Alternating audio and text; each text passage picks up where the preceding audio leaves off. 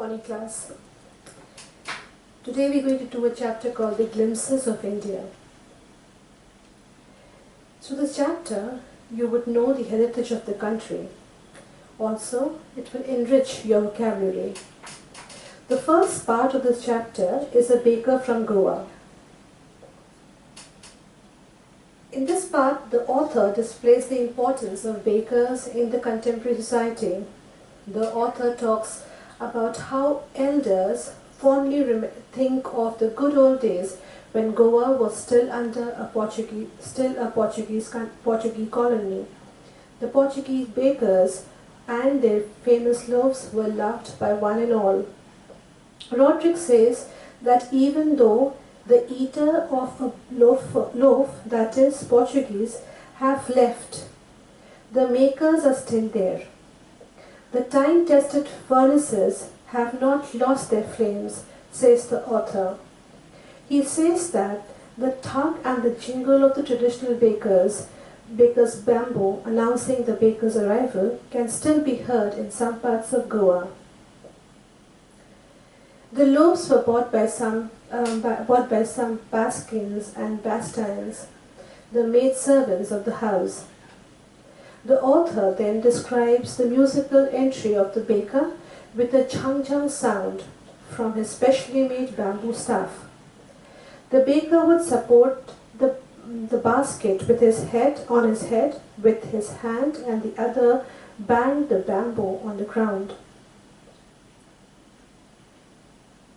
The author is reminded of his childhood in Goa, when the baker used to be their friend, champion and guide.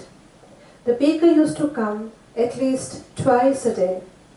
The author says that the tug of the baker's bamboo basket would wake them up, and they would run to meet and greet the baker. The author says that it was not for the love of loaves that they ran to meet the baker, rather it was the baker's bangles that they longed for.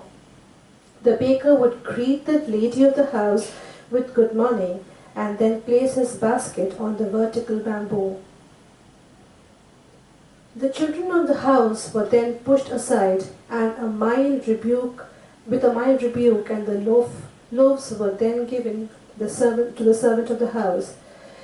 The children, unwilling to give up, would climb on the bench or the parapets to somehow peep into the baker's basket. The author still remembers the fragrance of the fresh loaves. The loaves were for the adults and the bangles for the children. After the baker's visit, the author says that they would not bother to even brush their teeth or wash their mouth properly. They did not want to take the trouble of plucking a mango leaf for a toothbrush. The author goes on to say that never once do the tigers brush their teeth, and after all, a hot chai could hand and clean up everything so nicely. The author says that marriage gifts without sweet bread, known as bones, are as meaningless as the feast without bread.